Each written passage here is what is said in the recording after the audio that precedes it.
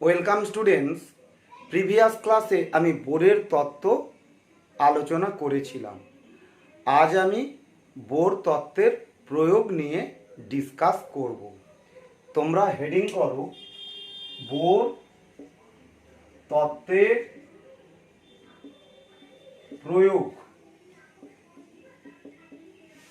আচ্ছা, আজকে আমি প্রথম প্রয়োগটা লিখছি। লেখো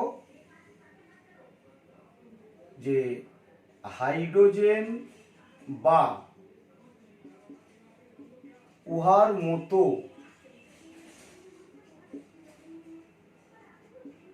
এক ইলেকট্রন বিশিষ্ট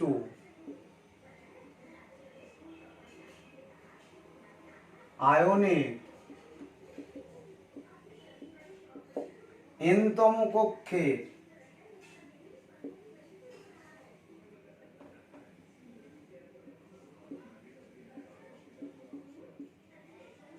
ব্যাসার্ধের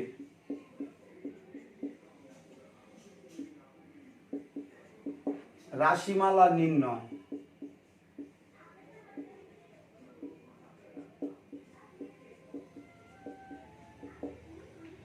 তার মানে হাইড্রোজেনের মতো যে আয়নে একটা মাত্র ইলেকট্রন আছে তাদের এনতম কক্ষের ব্যাসার্ধের রাশিমালা নির্ণয় করব।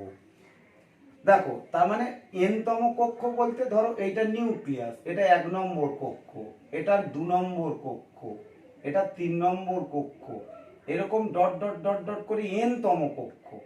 তাহলে এই নিউক্লিয়াস থেকে এই কক্ষের দূরত্ব মানে এনতম কক্ষের ব্যাসার্ধের রাশিমালা নির্ণয়, সেটা আমরা দেখাবো যে এনতম কক্ষের ব্যাসার্ধ কিভাবে নির্ণয় করতে হয়, কোন সমীকরণ থেকে এনতম কক্ষের ব্যাসার্ধ নির্ণয় করা যায়। সেই জন্য বলেছি যে হাইড্রোজেন বা উহার মতো এক ইলেকট্রন বিশিষ্ট আয়নের এনতম কক্ষের ব্যাসার্ধের রাশিমালা নির্ণয়।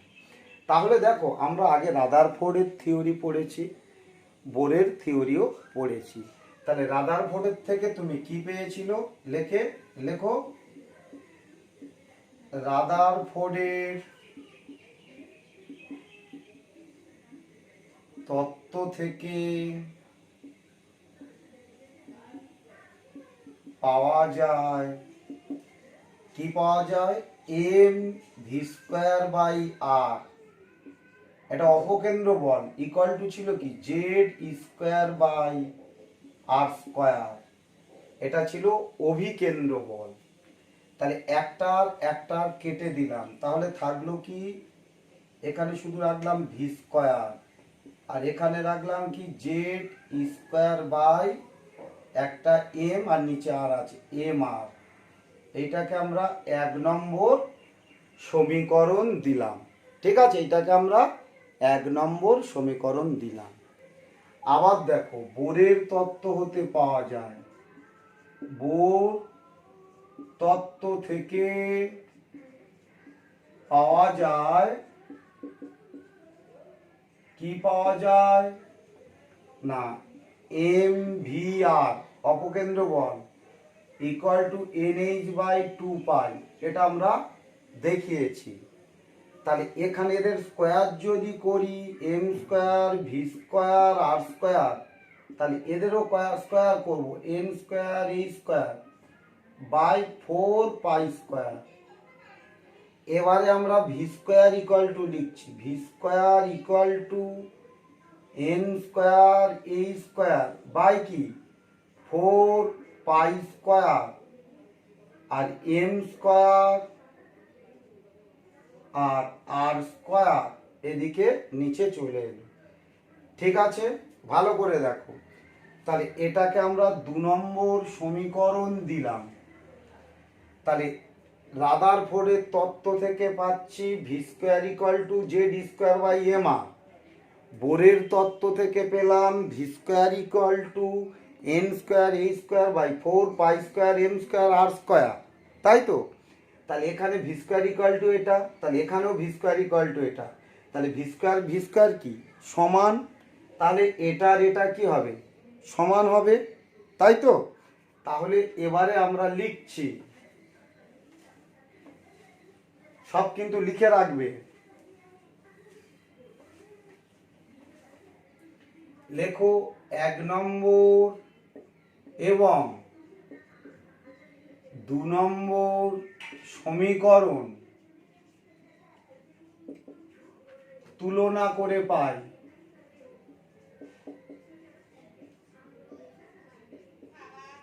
দেখো 1 নম্বর এবং 2 নম্বর সমীকরণ তুলনা যদি করি তাহলে এদিকে কি হবে, Z square by M R ওদিকে কি হবে, N square A square by 4 pi square M square আর আর স্কোয়ার। এটা হবে তো? ভালো করে এই জায়গাগুলো দেখো খুব ভালো করে। তাহলে এখানে দেখো, এখানে একটা আর আমরা ক্যান্সেল করে দিলাম, এখানে যা স্কোয়ার ছিল একটা আর কমে গেল, একটা এম ক্যান্সেল করে দিলাম, এখানেও স্কোয়ার ছিল, একটা এম থেকে গেল, স্কোয়ারটা কেটে দিলাম। তাহলে এখানে তুমি এই একটা আর পড়ে আছে, এই আরটা এদিকে আনো, অর আর ইকুয়াল টু তোমার কি থাকলো, N square A square by কি 4 পাই স্কোয়ার এম আর এখানে জেড স্কোয়ার, এটাই পেলাম। তাহলে এটাই আমাদের ব্যাসার্ধের রাশিমালা নির্ণয়ের সমীকরণ। ঠিক আছে, এটাই এনতম কক্ষ। সে 1 নম্বর কক্ষ হতে পারে, সে 2 নম্বর কক্ষ হতে পারে। এন এর মান যদি 1 হয় 1 নম্বর কক্ষ, এন এর মান যদি এন হয় তো এনতম কক্ষ। ঠিক আছে, তাহলে এনতম কক্ষের ব্যাসার্ধের রাশিমালা নির্ণয়ের সমীকরণ আমরা কি পেলাম, R equal to N square A square by 4 pi square M Z square. এটাই মাদার ইকুয়েশন, এটা তোমাদের মনে রাখতে হবে। এবারে কোনটা কি তোমরা জানো, এন ইকুয়াল টু কি, কক্ষপথ, কক্ষপথের সংখ্যা, পথের সংখ্যা। এইচটা কি, প্ল্যাঙ্কের ধ্রুবক, প্ল্যাঙ্কের ধ্রুবক। পাই জানো 4, সব জানো। এম ইকুয়াল টু ইলেকট্রনের ভর,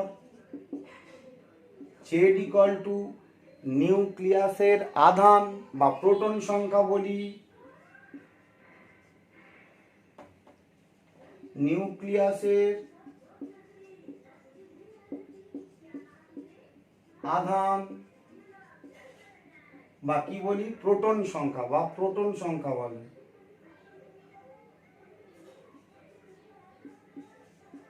প্রোটন সংখ্যা এটাও বলে। আর ইকুয়াল টু ইলেকট্রনের আধান। তাহলে ক্লিয়ার? তাহলে এই সমীকরণটা কিন্তু তোমাকে মুখস্থ রাখতে হবে। এনতম কক্ষের ব্যাসার্ধের রাশিমালা নির্ণয়ের সমীকরণ N square A square by 4 pi square M Z square, এটা তোমাদের কিন্তু অবশ্যই মনে রাখতে হবে। ঠিক আছে? আচ্ছা, এই সমীকরণকে আমি একটু ছাড় করে লিখছি। দেখো কনস্ট্যান্টগুলো বের করে নিচ্ছি। তাহলে আর ইকুয়াল টু এখানে কি বলছি, এইচ, এটা তো প্ল্যাঙ্কের কনস্ট্যান্ট, এর ভ্যালু তো ফিক্সড, এগুলো চেঞ্জ হয় না। এটা এই প্রথমে লিখলাম, তারপরে 4, তারপরে পাই স্কোয়ার, পাই 22/7, ইলেকট্রনের ভর, এ তো জীবনে চেঞ্জ হবে না, এখানে যা মঙ্গল গ্রহেতেও তাই। ইলেকট্রনের আধান একই, এরা জীবনে চেঞ্জ হয় না। তাহলে এই কনস্ট্যান্টগুলো বের করে আনছি। শুধু ভেরিয়েবল কোনটা, এন স্কোয়ার আর জেড। ভেরিয়েবল কেন বললাম না, এরা ভ্যারি করে। ভ্যারি করে বলতে ভালো করে দেখো এরা কিভাবে ভ্যারি করে, আমরা পাশে দেখাচ্ছি। ধর এই এনটা কি, এন ইকুয়াল টু 1 হতে পারে, এন ইকুয়াল টু 2 হতে পারে, তাহলে ব্যাসার্ধ ভ্যারি করবে। আবার জেড কি, হাইড্রোজেনের ক্ষেত্রে কি, জেড প্রোটন সংখ্যা 1।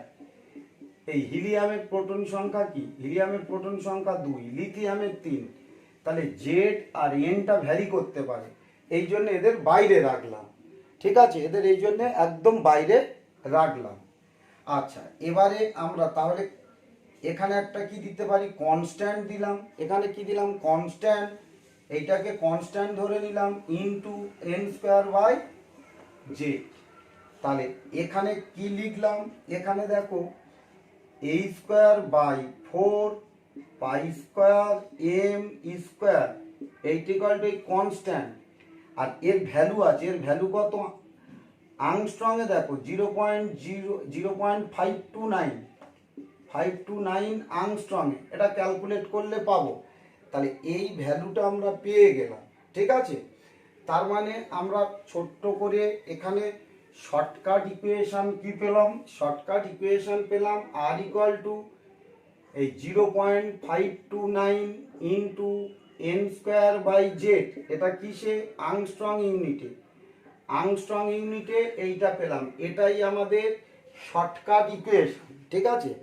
এটাই আমাদের যে ব্যাসার্ধ নির্ণয়ের শর্টকাট ইকুয়েশন। এই কনস্ট্যান্টের ভ্যালুটা বসিয়ে আমরা এটা পেলাম।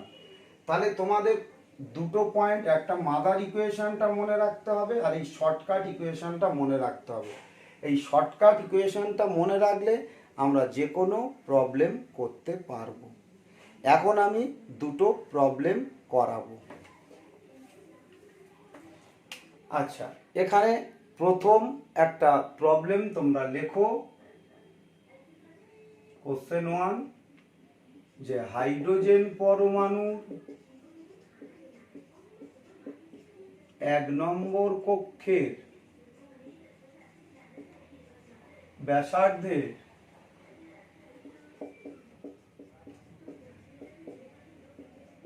মান নির্ণয় করো।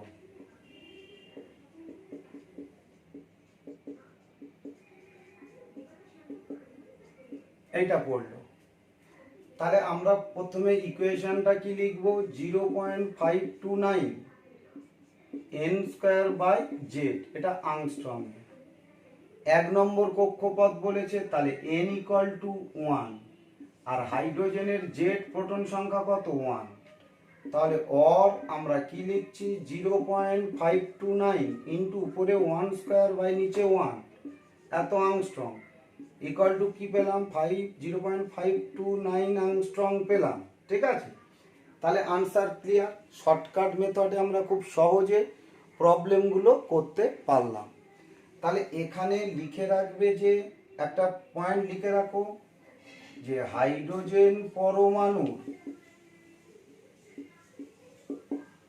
1 নম্বর কক্ষের ব্যাসার্ধকে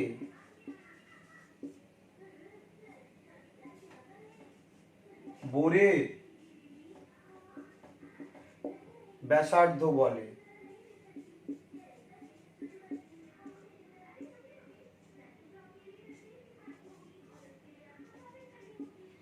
ব্যাসার্ধকে বোরের ব্যাসার্ধ বলে।